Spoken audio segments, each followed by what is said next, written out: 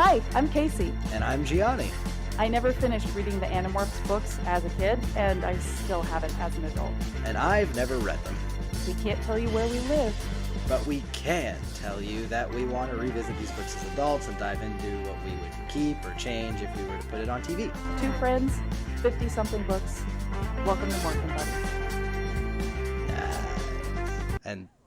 And then the music kicks in, and then people are just so ready. Hey everyone, welcome to morphinbuddies. It's me, your host, Kacey Cisnowski. Hi, looking at me right in the face, Mr. Gianni DeMaia. Face to face, all the way across a screen, brother. What up? Yes. What up, brother? What up, bro? What's up, brother? What's up, brother? So we just read The Capture. We did. Book 6. Yeah. First impressions, Gianni. What did you think of this book? Do you still hate Jake? Yeah. I mean, I'm still. Oh my God! I'm still a Jake hater. I'm still a Jake hater. No. I don't know. I don't know what they could do at this point to convince me. Here's the thing. The whole time, in this one. whole time I'm reading The Capture, all I'm thinking about is how fucking insufferable he's gonna be. Because no spoilers for The Capture. No spoilers Not yet. We'll wait. Yet. But the whole time I'm reading this, I'm like, God, I just know, because obviously something big happens to Jake in The Capture. Mm-hmm. And the whole time I'm like, he's gonna talk about this for the next 5 fucking books. He's gonna be like, well, you guys have never, when I was, and still, in my day, and that's like tip of the iceberg, because it was all I could think about, because I was just like, this guy, man. I was like, it had to happen to this guy. It couldn't happen to anybody else. It had to be this guy, the only guy that's gonna make everybody else feel like a piece of shit about it. But so that's one thing, right? That's a thing, and then to make it worse, they won't stop talking about this guy as the leader of the group. And I got news for everybody, okay? He's not, okay? The guy who fucks up the most shouldn't be the leader. It just shouldn't. But, aren't those stepping stones for him learning to become a better leader in the future? All I'm saying is this. If Achilles was just floundering about on the battlefield, no one's gonna remember the guy who brought down Hector, Prince Hector of Troy, okay? If Agamemnon is not divvying out all of his little pupils in the right way, they're not a superpower, baby, okay? Look, and yeah, Gianni, I just rewatched Troy with Brad Pitt. Great film. I'm sorry. Is it great? Do you like it? It's so much fun. It's so much fun. It is fun. I will say that. I did want to offer a counterpoint. Look at Don Quixote. Everybody knows who that is. He fought a windmill and he won. Yeah, wow. What a legend. And everyone remembers him fighting a windmill. And everybody kind of loves him, even though he's kind of a dummy. If I'm the head coach of a football team. Yes. And I run out of the tunnel and I fall flat on my face. Yes. Literally. And then the other team is like, oh, we found your plays. You just dropped them on the ground. Let's just read those real quick. No one is going to be like, oh yeah, we could trust this coach. Let's keep backing this guy. And that's basically the plot of The Capture. Oh my God, it's basically what happens. And but if then I was like, yeah, I'm just kind of the leader of this group, and then all my players are like, yeah, he's just like such a leader. Drives me nuts, man. But then the football coach that lost the plays ends up murdering the entire football team and the other football coach, thereby winning the game. We'll see. We'll see. We'll see. That's the other thing about The Capture. Okay, so I think I had brought this up last week, or not last week, whatever the last episode was. Yeah. But I was talking about how these Yeerks off screen, in the proverbial off screen, seem really, really formidable. And then you see them when we're reading them, and they're like, these guys are they're getting one-upped by a couple of like dorks, basically. I mean, we did get a bit of history on them and like other races that they've enslaved and things. Yeah, but it just, they seem really disorganized, and I'm not really ruthless, I think. They're like kind of awful at what they do, I think, but like ultimately I think what I'm really running into with the with the Yeerk folk is really just because it's kind of the same thing in this one.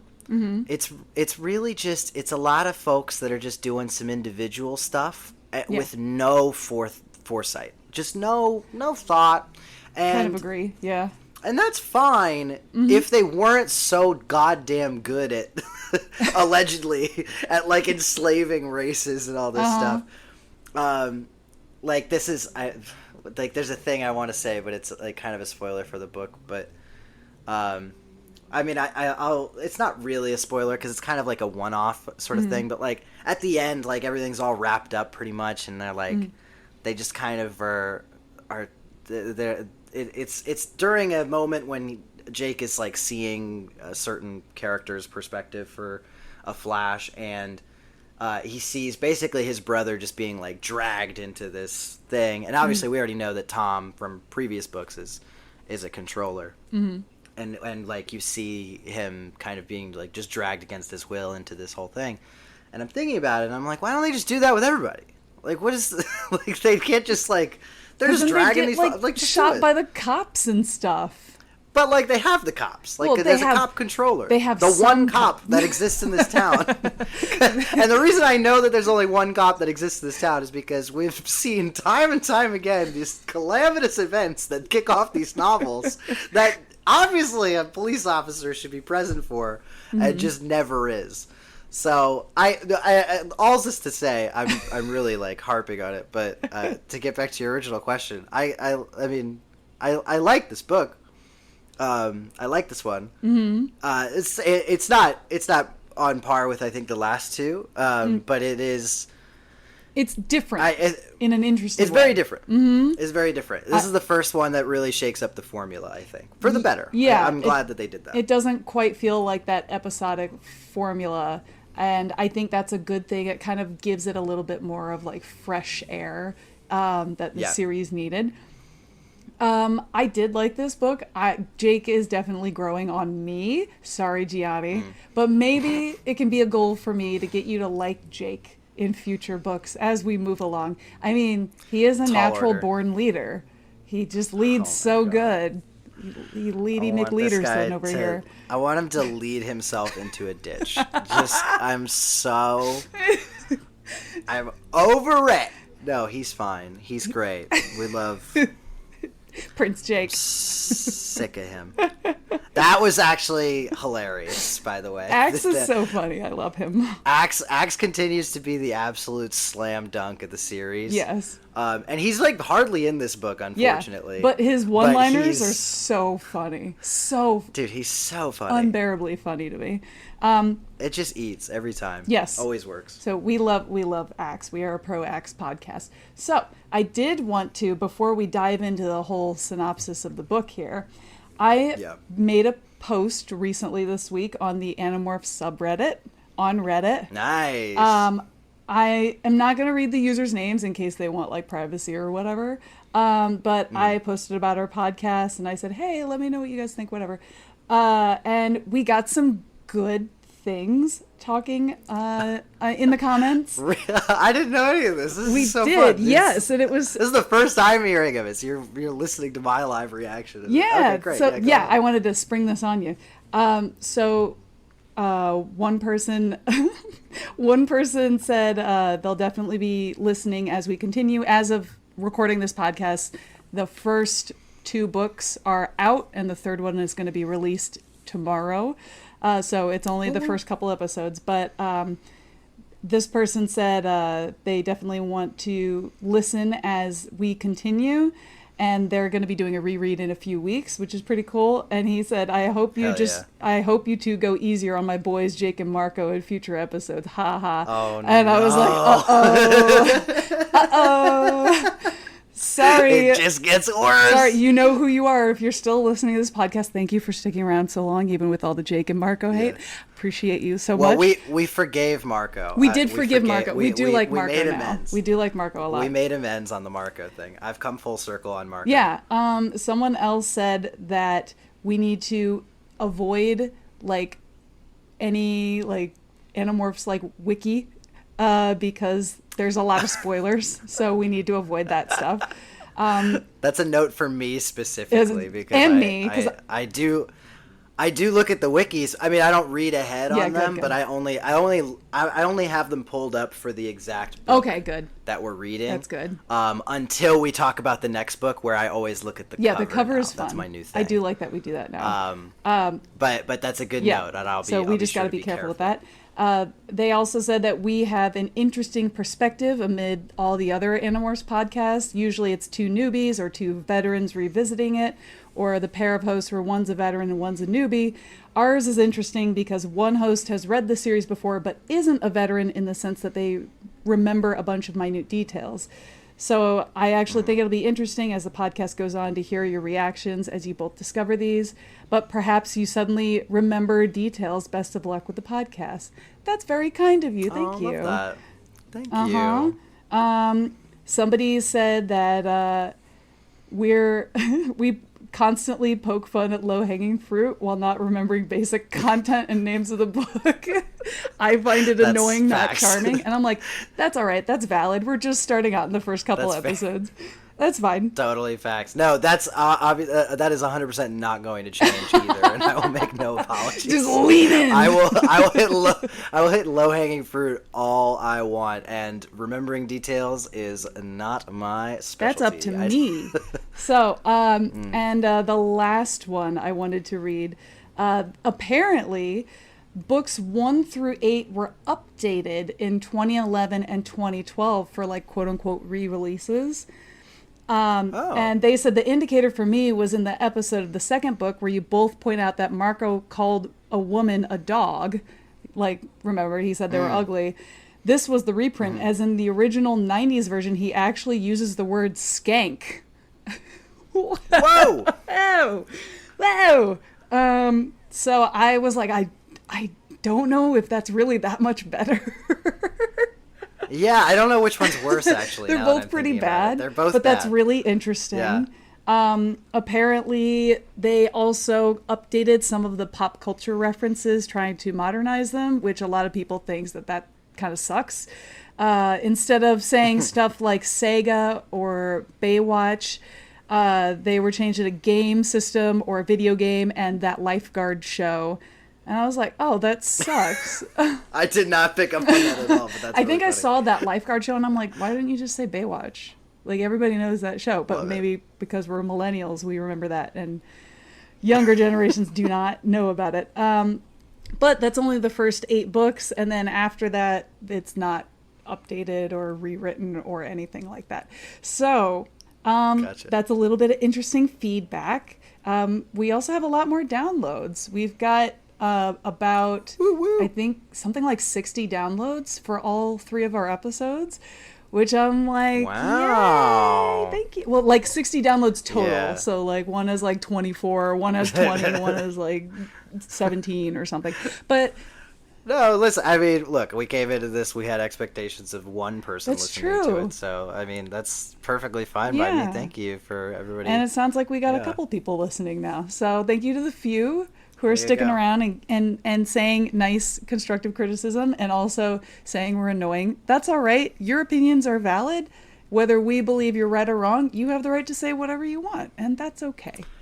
Oh yeah, no. Listen, if it's an opinion like that though, where it's like, yeah, I totally see how you got to that conclusion, and I make no apologies. I mean, fair dues. If they were like like you smell or something, then I'd be like, well, that just doesn't make any sense. You're only listening to me. But yeah, or like something I can't change. Like if you hate the sound of my voice or something, like unfortunately, you're just gonna have to deal. So, do you want to get into the capture, Gianni? Let's do you want it. to start us out? Let's do it. Let's do it. So, we open on Jake. It's Jake again. He's back, and he's moody and doing his little thing, and he's decided, actually, he wants to be a little cockroach today. And so he's gonna... Which is wild. Again, what did we just say, like in the last 2 books? No new morphs by yourself. Yeah. I thought everybody was on the same page. Pretty sure that was his and rule. then Jake's like, no? Yeah, he said... I think... But a little bit for me. Don't put your 2 pointer fingers together like that. But a little bit for me, actually. But actually... Yeah. Again, it's like, listen, now that you read me the Reddit thing where everybody's like, be nice to Jake, listen. Yeah. I refuse, okay? Either Jake is cool or he's not. And let me tell you something right now, he's not, okay? And everyone needs to get on the same page, because let me tell you, Gianni, he is 14. If I got mad at you for doing a thing and then immediately left to my own devices did that thing, I would expect for you to be like, you suck. That's it. That's How else do we learn if we suck or do not suck? maybe just like be true to like your character, I guess, or like just do your, or if he's gonna at least have a good friggin' excuse or something. But yeah, so he wants to turn into a cockroach because he wants to try to get back into that sharing meeting. There's like the sharing that his brother's done. He wants to sneak in, yeah. Yeah. His brother seems to have been promoted, and he wants to figure out like what's the next step in their plan so he can get ahead of them. Yeah. We're seeing a little more of the home life and stuff, which is interesting. We talked about maybe having more of a perspective of like what these characters go through on a day-to-day basis. And I think that, again, we were talking a little bit before about how the capture really does subvert the formula that we've been seeing over the past 5 books, which was, just I guess to sort of put a button on, what we mean by that if you didn't listen to those past episodes for whatever reason. But basically, the past 5 books have all gone through a format where they start with a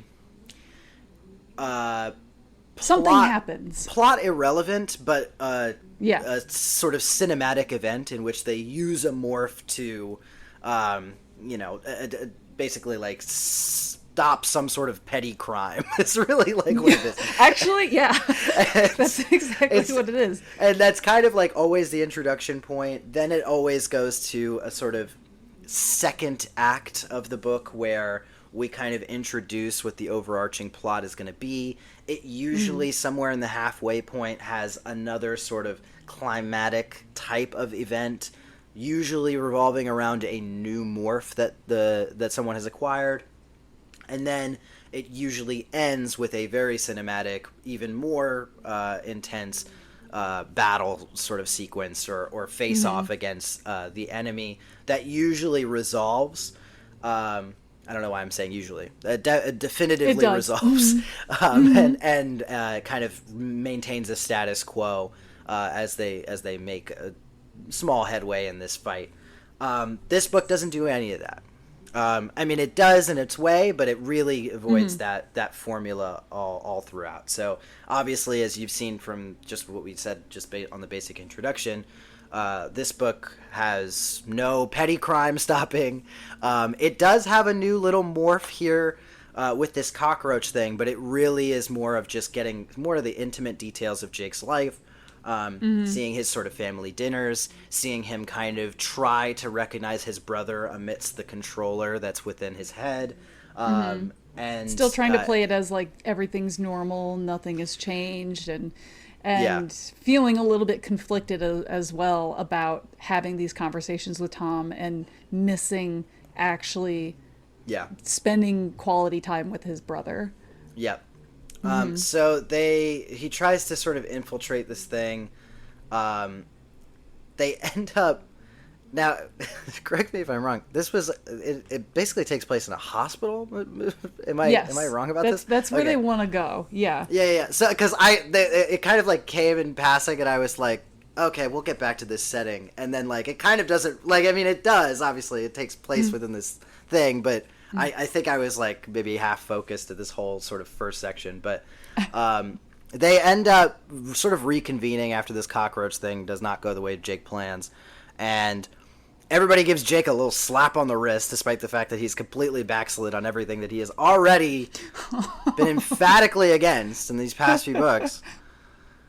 And they're like, all right, well, let's brainstorm a way that we can infiltrate this thing if we really put our heads together here. And they're going through a couple of different morphs, and I actually quite like this scene where they were sort of talking it out of the different ideas for the morphs that they have and the things that they could do to potentially get in here, and they basically end up landing on being flies.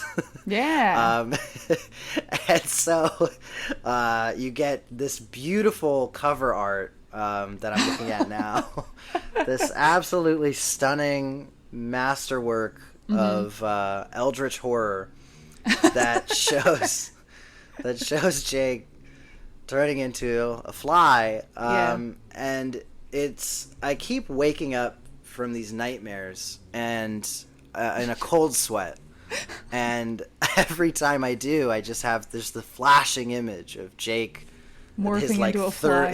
His like third picture here on this it's pretty bad. Cover art.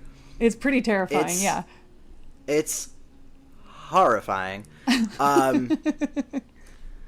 But ultimately, what's very interesting about this book, right? So I'm reading it, right, and I'm going through, and we keep having this ongoing joke, which is not a joke, that the book titles for this series are usually not relevant. They are sometimes relevant, but they are like usually relevant not by relevant. A stretch, but not always. And my headcanon remains the same, that I think that K.A. Applegate just put a bunch of different titles into a hat and then just picked them out. And then when they lined up, she was like, oh my god, great. And the whole time I'm reading, because it's about halfway through the book when things really start to take a turn. Yeah. And the whole time I'm reading this first half, and I was like, there's not going to be a single fucking capture in this book. I was like, she really had the audacity to call this thing the capture. And my headcanon was, I was like, okay, if I'm the writer, let me stretch this idea. Why am I calling it the capture? She captured and our hearts. The only idea I could land on was that the capture was like the capture of the governor, the human race, or the human race. Like, yeah. I was like, this is it. I was watching it truly dumbfounded, and then the titular capture really comes to fruition. I felt my body like have like a sigh of relief. Yeah. Where I realized like, oh. Okay, she's a capture. She's on to something here. She's cooking. So she's cooking with gas. You were kind of right in predicting this book for the last episode, because you said you wanted Jake to be captured by the Yeerks and then to kind of fight his way out, which is kind of what happened. So if I go very different than my expectation. Yes. So if I go back a little bit. They infiltrate this meeting as roaches. They get caught as roaches. They almost all die as roaches. Jake gets sprayed and he's dying of poison until he finally morphs back. Then they find out that in that meeting, they found out the Yeerks want to infect the governor, who in the next year will be running for president. Very bad if he gets a Yeerk in his head, obviously. So they're going to try to ruin that by ruining the hospital that the governor is going to have surgery in a few days, that this hospital the Yeerks seem to be controlling and trying to get off the ground as like a Yeerk hospital. Check in regular, you check out as a controller. So not good. So that's why Cassie's like, we'll all go as flies into the hospital. We'll get in there. They get in there. They morph out. They find this big, like, hole in the ground with a lid over it, which I imagine, like, you know those fancy dinner platters with, like, the what's that big fancy silver dome over the top? I don't remember what those are called. We're gonna sound like fucking idiots, but I know exactly what you're talking about. Exactly. Okay, I'm just doing the motion here on the video, guys, and Gianni knows. Yeah, this guy. You know what I'm talking about. The thing that goes like that. Sir, yes. Bonjour. Yeah. So it has one of those domes on it. They pick up the dome, and they're like, "What is this brown sludgy pool?" I had it, and it just slipped my head. I had the name of it in my plate head. Lid. Yeah, serving plate lid. I know what it is. It can't just be called a plate cover. No, it's not. It's here. No, what is that? Dome? No, come on. Figure it out, Gianni. Platter cover? What is this? Come on. What is this thing? It's got to have a fucking real name. It does. I know it has a name. I just can't. I don't know what it is. Yeah. Is the Google it. the lid of a serving plate called? It'll be like lid. Oh, that is not what I thought. A cloche? A cloche. A cloche? That's it. A cloche. A cloche. It is a cloche. Wow. That is, I never would have guessed that in a million Excellent. years. I had it in my brain. It just was way deep in the back recesses. Good job with the teamwork, Gianni. A cloche they find covering a big hole in the ground. They lift up this cloche. And wow, it's a portable Yeerk pool. How cool. It's all brown and sludgy, and they're just slugging around in there, having a slug Yeerk orgy. So they're feeding. Yeah, slugging it up. Yeah, that's where they're being right now. So as they find this Yeerk pool, suddenly a doctor comes in, or a nurse, a couple of cops come in. They're like, they see Axe because he's out of fly morph, and everybody else is in human morph, and they're like, Andalite bandits. And they start shooting, and more people are coming in. Chaos reigns, and Jake I think he gets like clocked with a pistol. He gets hit, right? Yeah, he gets like pistol whipped. And if I recall correctly, like the exact kind of well, not the exact, I'm going to paraphrase, but like the phrasing of it is he's like, the next thing I knew, like he kind of like almost comes to, and he's already fallen into the Yeerk pool. He just got clocked. Yeah, he gets hit like in the back of the head or something, and he falls, and his head lands in the Yeerk pool, and then they pull him out, and he's like, whoa, everything hurts, like my ear hurts, my head hurts, like I can't. Like he's in shock almost. He can't figure it out. And so his friends pull him out. He's going out. And then he starts hearing voices in his head. That's weird. That's really strange. Why does he have a voice in his head? And he tries to speak. And he's like, I feel funny. I can't. Something's wrong. And his friends were like, yeah, you got hit with a gun. Like that sucks. Are you okay? And he's like, I don't think I'm okay. And then he realizes a Yeerk went into his head, and it is the same Yeerk that used to be in Tom's head.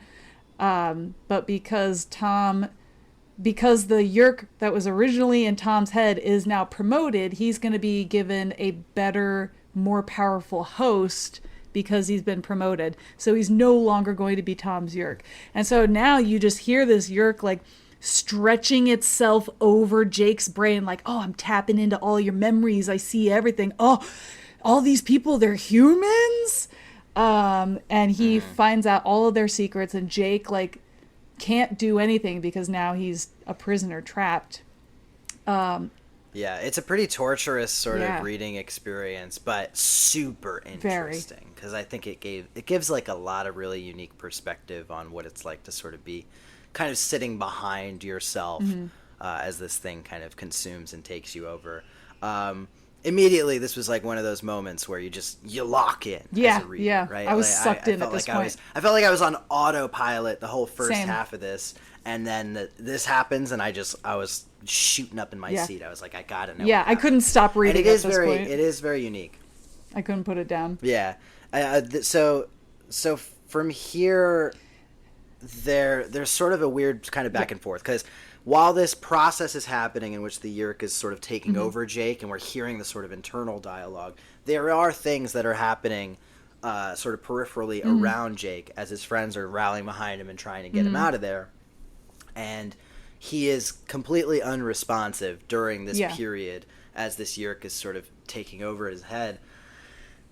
And once the Yeerk has real full control, it starts speaking for Jake. And it's this really horrific moment as Jake is like, I listen to myself, but I'm not the one talking. You know, it's this complete sort of. And he tries, but he can't.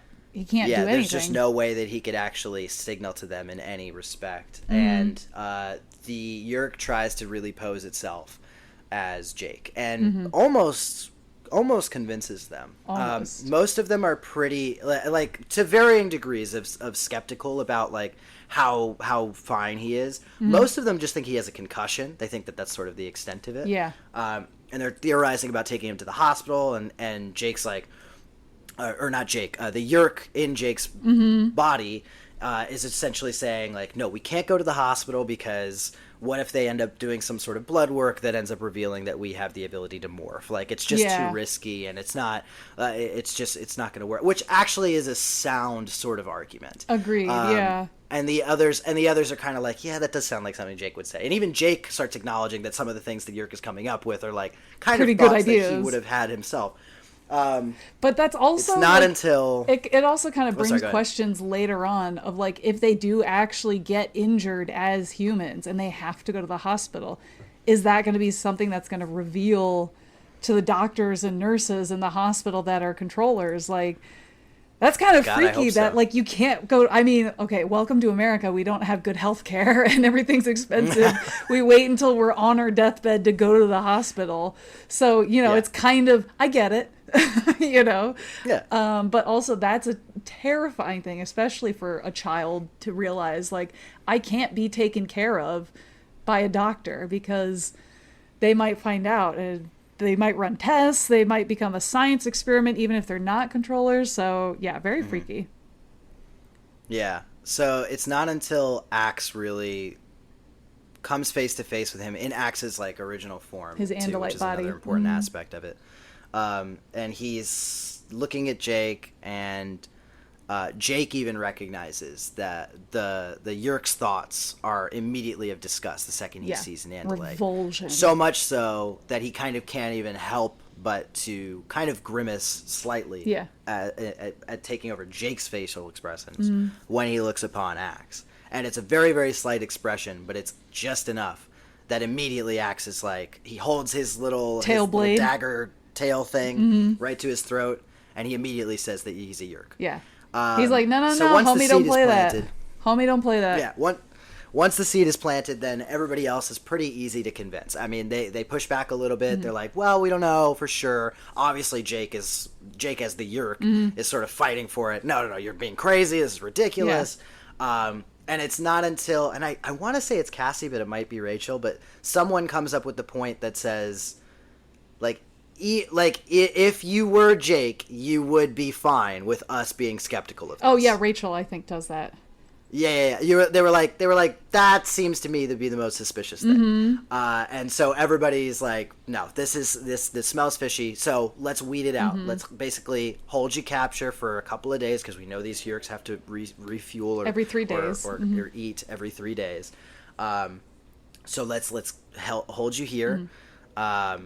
I think they go out just to some, like, kind of nondescript. Yeah, Tobias knows there's a cabin in the woods somewhere, and as they're coming up with this plan, Yeerk Jake is like, no, my family, I'm going to be missing. The school's going to want to know where I am. This isn't going to work. And then Axe is like, oh, I can acquire you. And he puts his hand on Jake, and then Yeerk Jake immediately reacts and says, get off me, Andalite scum.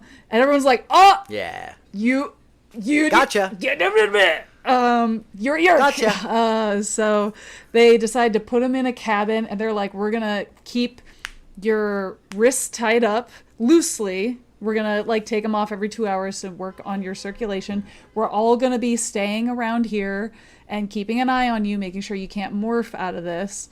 Thankfully, he's very limited with his morphs, only like tiger, bird, flea, ant, fly, and so we're all going to be keeping an eye on you, and you can't escape. If you're really Jake, then you'll understand and you'll be fine with it. If you're not, well, you're going to die. So, so that's exactly what they do. they tie Jake up, they put him in a cabin, they kind of take shifts watching him. Axe pretends to be Jake while he's gone and is working on Jake's like mannerisms and everything, his voice, whatever. There's a funny bit about that just at the tail Yeah. end when they're kind of doing the epilogue to clear everything up, which we'll get to. 'Cause Oh, yeah. that was one of my favorite little parts of the book. But yeah, so they basically, Jake is having these pretty profound, almost metaphorical dreams. It's actually directly acknowledged by the Yeerk that was like, "Oh, your dream is very metaphorical," which I thought was kind of interesting. But all of these things are just sort of cueing the Yeerk to kind of wait for his moment to use Jake's ability to morph to escape from these sort of circumstances. And he is showing Jake a lot of Tom's memories from Tom's perspective, because now they're also the Yeerk's memories, which I thought was really interesting insight into like seeing how these Yeerks operate and what they can, like how they work. Essentially, like how they can communicate. He describes to Jake, "Oh, this is how I flatten myself over your brain. I'm touching every part. I have access to all your memories. Anything you think of doing, I'm going to stop you because I know you're going to do that. You can't hide from me."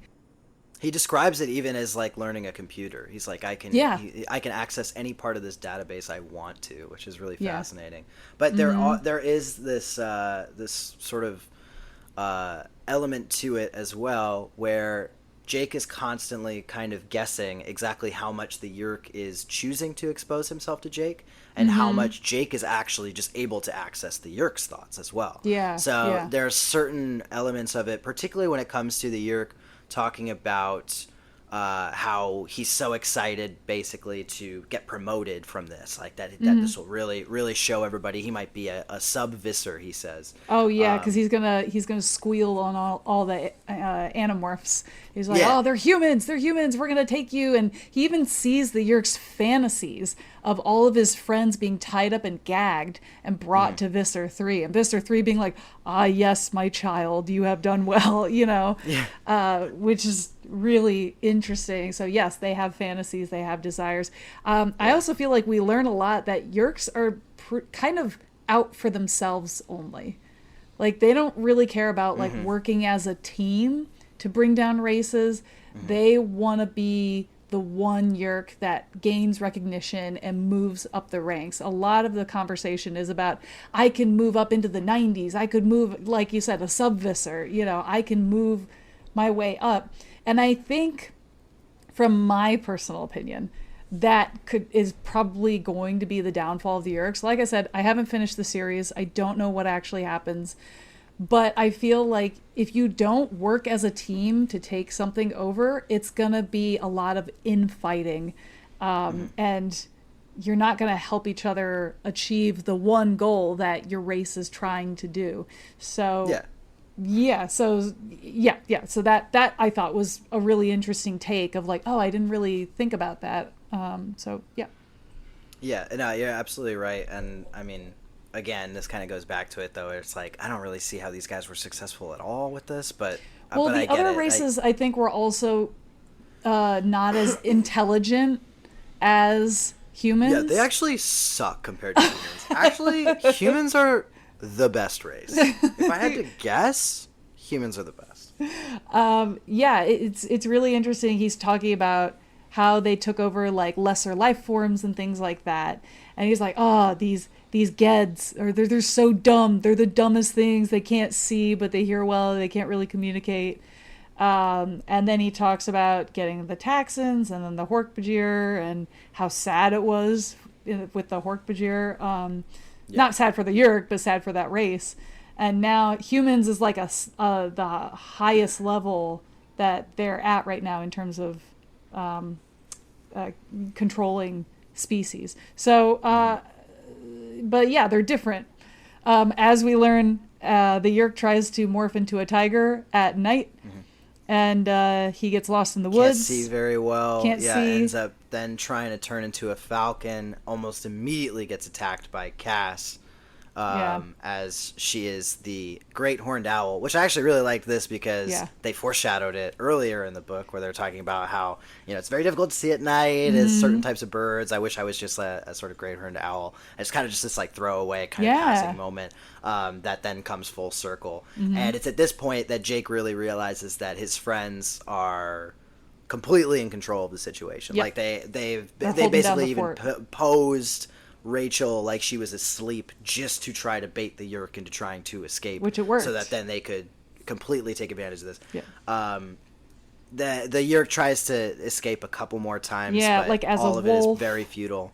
Yeah, and he tries to be a wolf. He realizes there are other wolf packs nearby and that he's probably going to get torn apart if he runs into the other wolves. And so, he does realize, it's pointless.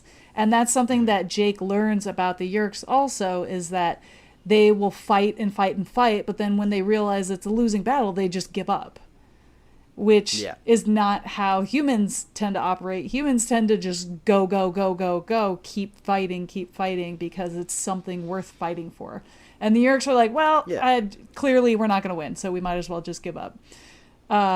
So this guy just opts to starve to death. What's also very interesting about it, though, too, is Jake notices that even though this Yeerk can understand all of his thoughts, he can still annoy the shit out of it. And so he just starts like, basically reiterating things that the Yeerk already knows, which I actually thought was really clever, but also super interesting just because, again, we're just kind of painting the perspective for the very first time of what it's like to be controlled by a Yeerk. So how humans are able to fight back in whatever way that they can, we have to know what those capabilities are moving forward into what I imagine these books are in the sort of continuation.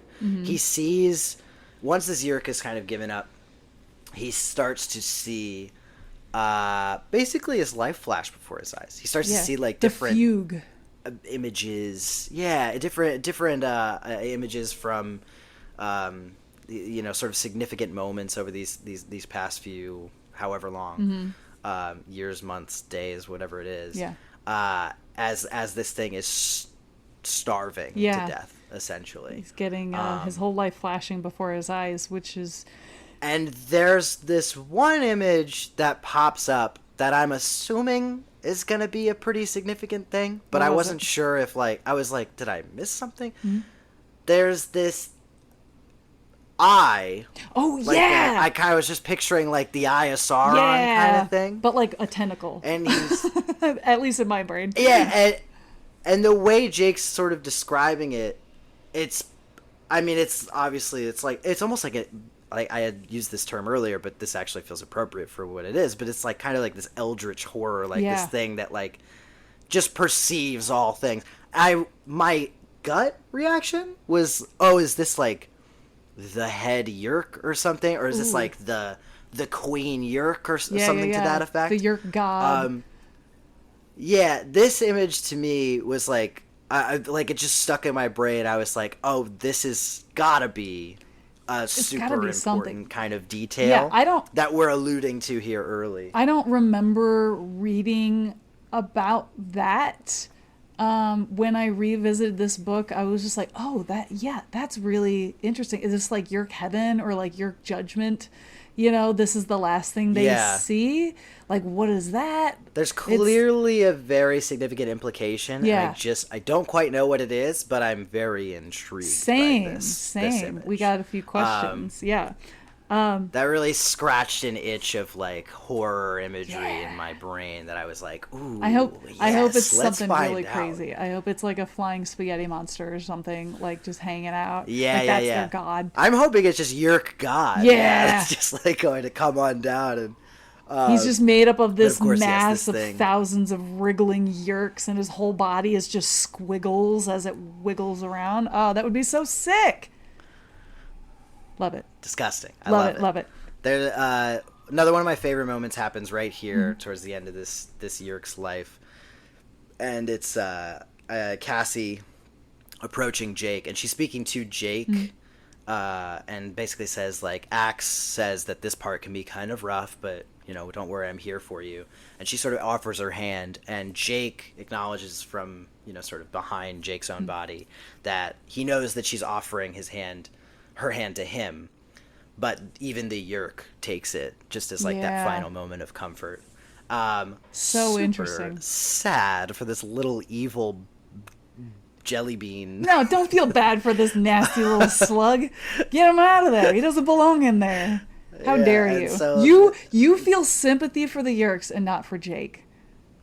Yeah, Gianni. pretty much. Yeah. Oh my god. No, I don't. No. I was just. It was a sad. It was a sad, very touching moment that I think it was. It does bring a certain sense of empathy to even this like vile, disgusting sort of creature that I think, as of yet, we have not seen any level of compassion. Compassion, empathy, emotional life beyond just like command and conquer. I think Jake even mentions like Yeerks don't. He's like feeling the Yeerk's brain out and like what he's giving me, seeing what he's giving me. I don't think they really feel love. They feel arrogant. They feel ruthless. They're competitive, but they don't really feel love. And part of me also reading that bit, I was like, just imagine Cassie, where like she knows it's a Yeerk in Jake's brain, and she still feels the Yeerk Jake holding her hand. Like, how does that also affect her, seeing these beings as like ruthless, arrogant alien creatures trying to take over, but still asking and accepting that comfort that she offers as it's dying. It brings a real human quality to these aliens that you don't see, you don't hear about, at least not from the perspectives that we have seen thus far. No. So, yeah, I completely agree. Yeah, that was a really nice little moment there. There's a lot of really unique moments that happen in this like sort of final fugue moment. Yeah. But of course the thing does die. It slithers out of his head and like it turns into dust on the ground or something. Like it it shrivels up and like disappears, self-combusts. I don't know. I think Applegate was clearly just like, I don't want the kids to have to like bury this thing or like deal with any weird implications. You know what I mean? Oh my god, what if they had acquired its DNA? And they could become Yeerks. Crazy. That would have been so cool. But wait, now that you're saying that's crazy. I don't know if they can do that for dead animals, though. I don't think so. I think it has to be like a living. Well, no, animal. Because then they would just become the dead animal. Yeah, that wouldn't work. Yeah. But so, so it just kind of slithers out and then it shrivels up, and I think it just kind of disappears or it dissipates. Yeah, and we cut to just like some time later, pretty nondescript, but Jake is already like back at dinner with his family, and his head's kind of, in a completely different place. But comes to, he's looking at Tom, and knowing everything that he's seen now from the Yeerk's eyes, feels like this even deeper sorrow for Tom's circumstance. Even as Tom is like kind of looking at him like nothing's sort of wrong. They're acknowledging how it's super weird that Jake is not eating, considering the past 3 days he cannot help but to have stuffed his face with every fucking thing imaginable. His brother even says that he ate a whole pie that was for the 4 of them. And that he kept saying potatoes.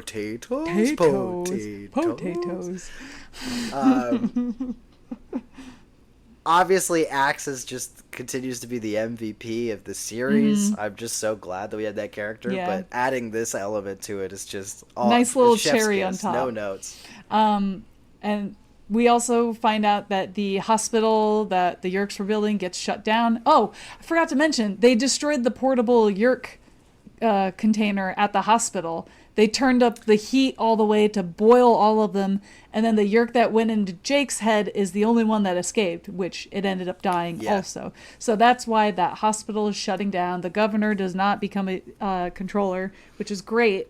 And then right at the very end, Jake wants to give some kind of message to Tom to make him keep fighting the good fight, essentially, against the Yeerk in his brain. So he has this, actually I think it was a really good idea, where he kind of half morphs into a wolf, and then he has Cassie call his home and Tom picks up the phone, and because he's half morphed in the wolf, his voice is different and his jaw and teeth are different. So he doesn't really sound like himself. But he essentially tells Tom, like, Tom, don't stop fighting that thing in your head. And then they hang up without hearing any kind of response. And I thought that was a really nice little end mark to the book of Jake just trying to help his brother. Like, please don't lose hope. I saw you. I saw your memories, and I just want to try to help you any way I can because I love you. So... yeah, plus now we know that, like, there is a person still behind this Yeerk. That can hear, that has, like, the capabilities of kind of still being sensorially aware. Yeah. So I think that playing that to any advantage, even if it's just to have this slight message of hope, you know, just like something that says, I know what you're going through, and we're going to be able to help, you know, we'll find a way, is an important little note to end on. So, yeah, pretty significant plot focused book in the series thus far, especially if that eye thing is as significant as I expect it to be to whatever end game we're expecting to get in the 50s. I want to know what that is. Yeah. Gotta know. But yeah, that's the capture. I think as far as a TV episode, I think I would cut a lot of the beginning out because it's just, it's slow paced. It doesn't do a whole lot. And I think the main thing I would focus on is the conversations that Jake is having with the Yeerk in the cabin. I think they could have some really interesting conversations with each other and share memories and things like that. And I also think we should get more of Axe pretending to be Jake. So we can kind of juxtapose the two of them. Gotta see that in action. Yes, so we can have Jake and the Yeerk having very serious conversations with each other about life and what is freedom and what gives you the right to take over my body and things like that. And then we cut to Axe macking on a pie, just blueberries covering his face and his entire chest while his family just sits at the dinner table staring at it like, I don't want that anymore. You know? Inside you there are two wolves. One will be eating a pie, the other. And the other will also be eating a pie. No, I think that, you have to see more of Axe's stuff. Yeah, every element of this. I would, honestly, I don't think it's a crazy idea to literally just kickstart this episode right as they're doing we're right into the action. They're going into this hospital. You could have a couple of quick quips to sort of exposition your way into why they're in this hospital, but really, let's just start right at the action of it. There's a couple of schools of thought where it's like, I don't know if you want to disguise from the audience that Jake is a controller until it really reveals itself to the other characters. I think that there could be something interesting there. Yeah. I don't know how I feel about that necessarily, but obviously the most important elements are that once it's sort of revealed, seeing Jake's perspective or getting an idea of what Jake's perspective is within that mind is definitely very interesting. But ultimately... Go ahead.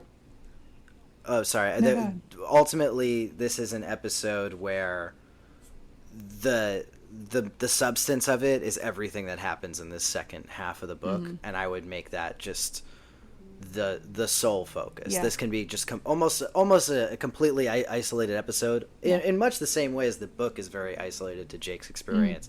This could be an episode that literally takes place in a sort of cerebral landscape that you just have these two sort of playing out together. And I like the idea and you could use... of playing those memories and those fantasies and doing a lot of that and seeing like what the future could be would be really interesting. Well, this could be our first real glimpse, I think, if it's a show visually of the Yeerk homeworld. I think it would make perfect sense that now we have this access to what it looks like. We could literally take the audience there in a sort of transportive experience and really showcase exactly what that is.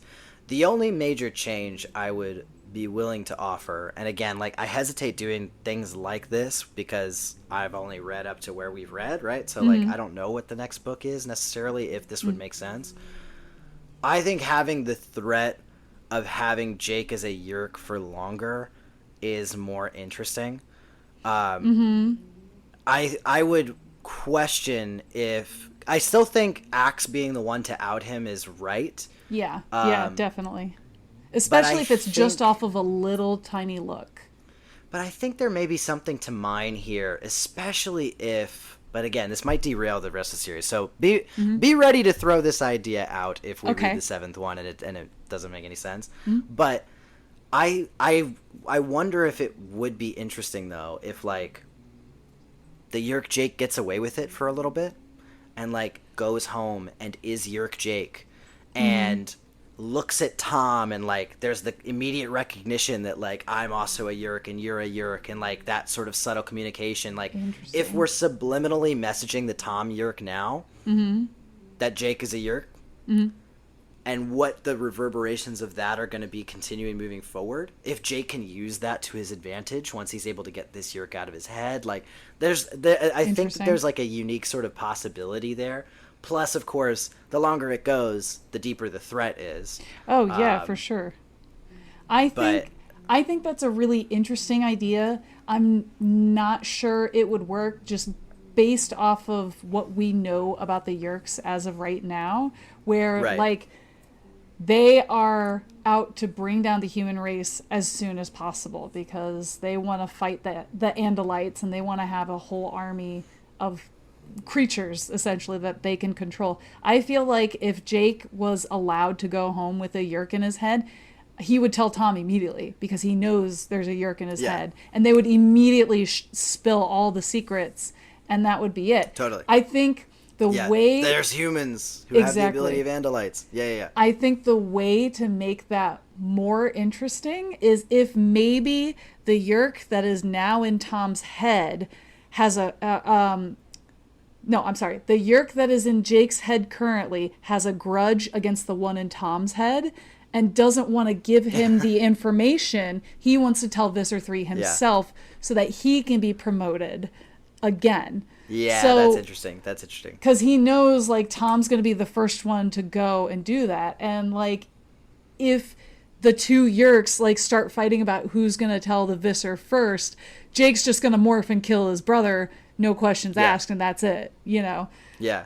And then you have that conversation, and you have Axe overhear it, and that gives him the motivation to then pull the trigger and, like, basically take Jake captive and get this thing out of his head. So maybe like if Jake does go home and speaks to Tom and says, I need to see the Visser.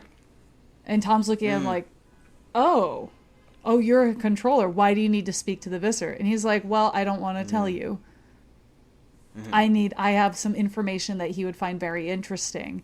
But then that also down the road, like in future books, then Tom's going to think Jake is a controller the entire time. I mean, that could kind of give him a voice on the inside, but I think pretty quickly Tom's going to figure out that Jake is not a controller since he doesn't go to the Yeerk pool. He doesn't. Yeah. I mean, totally depends on where this series is going to go from here. Yeah, exactly. But I think there might be an interesting idea just to sort of raise the stakes, raise the threat level of this like sort of immediate circumstance that I think that sounds like a cool. Maybe like prospect. Axe doesn't come with them to the hospital. I mean, I guess he would have to because they see the Andalite. Maybe he escapes separate from everyone else, and then they all converge and they're like, oh, Axe is going to meet us at this cabin in the woods that Tobias knows about. Let's all go there. And then we can have that kind of tension build of like, why is Jake kind of weird? Like, there's something about him that doesn't seem right. And then once they all arrive at the cabin together, then he sees Axe for the first time, and that's when they figure it out.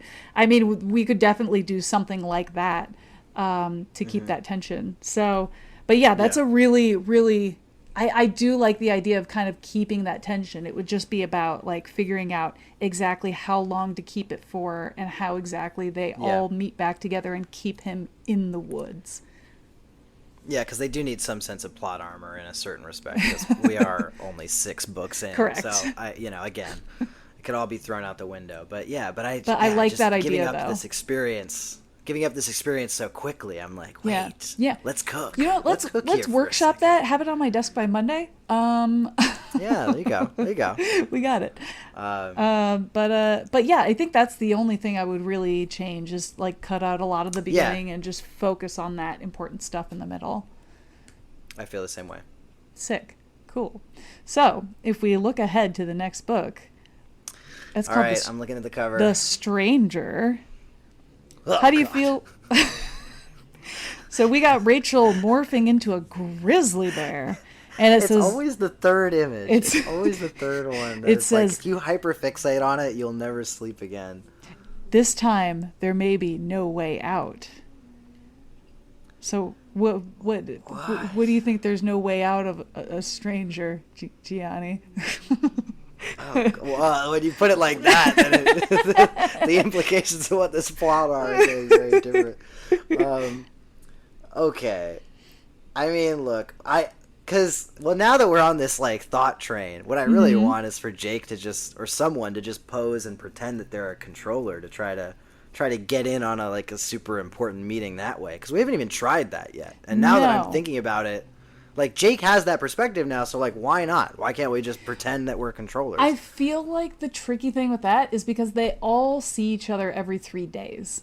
Like, they kind of know when new people are coming in or when new people are expected to come in, I guess.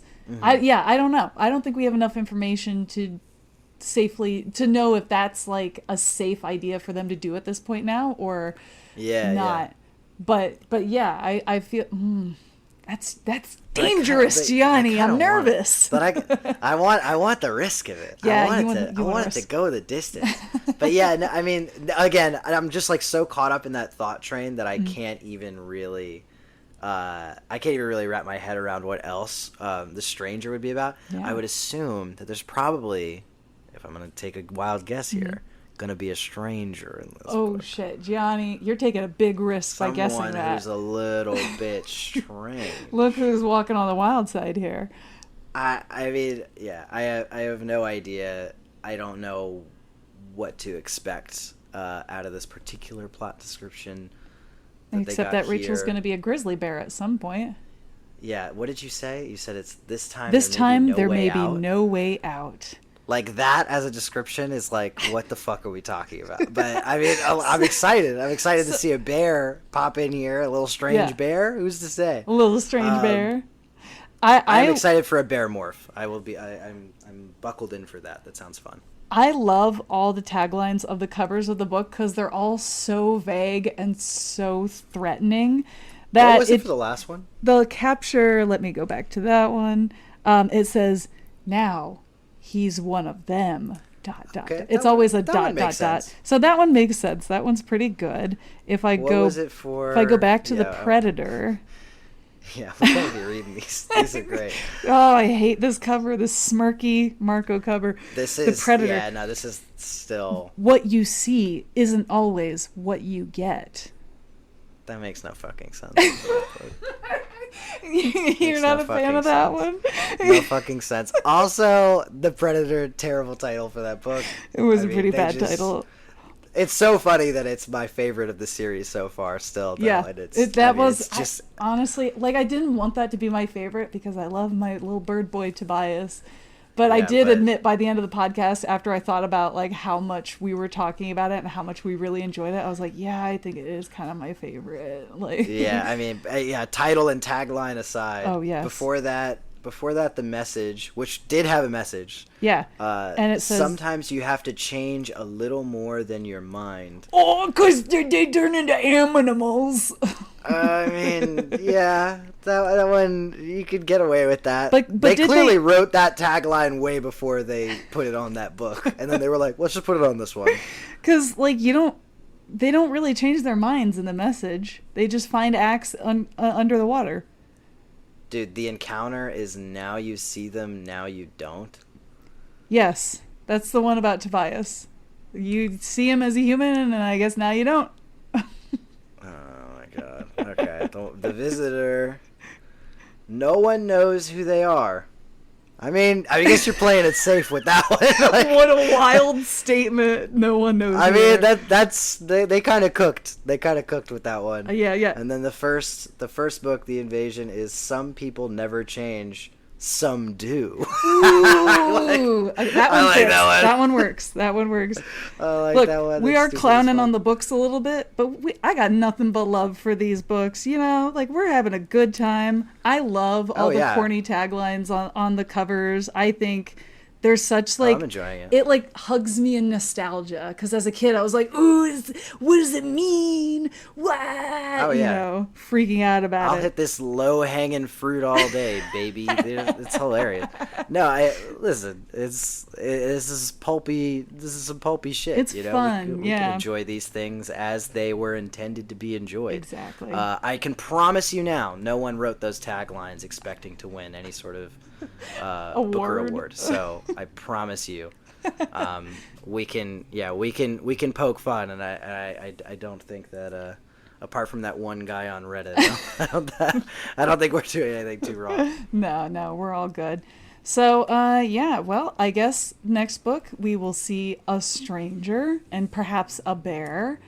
And it'll be Rachel's point of view. Very excited. Imagine we get neither. Imagine we get neither. What do you of think those. would happen in this book, Gianni, if there was not a stranger?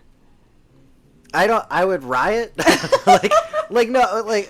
No. I mean, look, I'm expecting there to not be a stranger. But if we got no bear and the cover was a bear, Yeah. that's what I'm really waiting for. I'm waiting for one of these books to really just be like so far off the mark where like even the advertisers didn't read it. That's gonna be fun. Yeah. I do think that every book cover they do turn into that animal at some point in the book. Whether or not it's the main animal they turn into the book is up for debate, I believe. Because I do vaguely remember one book where someone turned into an animal on the front that I don't want to say the animal because I don't want to give it away. But I was like, oh, that's going to be so cool. And then they do it for like 30 seconds in the book. And I was like, but I want more of that one, you know? But it's all good.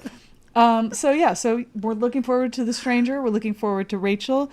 Do you have any last thoughts and feelings, Gianni? Are you sure you still hate Jake? Think of the Redditors. I am sorry, guys. I am still a Jake hater. I will continue to be until proven otherwise. Yeah. Listen, the other characters have redeemed themselves in a lot of ways. It's not impossible for Jake to get back in my good graces. No. It's No. just going to be an uphill battle. So if Understand. you're prepared to fight that fight, then I say fight it with your whole heart. But it's gonna be a task. Jake has grown on me a little bit. I do like to clown on him and his bad decision making, but it's all right because he's a child. But he has grown on me after this book, and I'm like, all right, maybe he's not so bad. So so we'll see that progression. All right. Well, if you guys want to send us an email, if you want to connect with us and say hello, you can email us. Don't laugh at my hello. What if someone says hello like that? Hello. No, that was great. That was great. No, if you say hello like that for real, Hello. don't email us. Send us a voice memo. I'll give you my Please. number. Oh my God, how crazy would that be if I'll someone literally sent us give a you voice my memo? cell phone number if you think Gianni, don't do that. If It's a you bad say idea. hello like that for real, I will give you my number.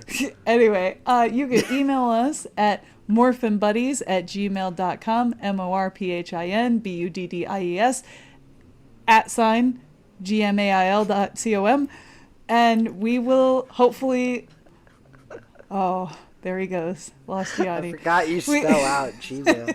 I forgot you did that. I forgot I did that too, and then as I was spelling this out, I remembered it, and I was like, maybe I should just spell the whole thing. No, it's your trademark now. You have to keep I have doing to it. now. Now I have to. It's the funniest thing. Yeah, connect with us if you so desire, and if you want to just be a lurker, that's cool too. We welcome all types of people. Okay. That's all I got. I started a thought and I just couldn't finish it. Just didn't have a caboose at the end of that train of thought. There was nothing. There was nothing. Nothing. You're like, I got we nothing. accept all types of people, and then there's just no thoughts in that. All right, Gianni, I'm going to leave you to close out the podcast with a bang. A lot of pressure is on you now since I didn't have a caboose. And go. Thank you for tuning in to Morphin Buddies.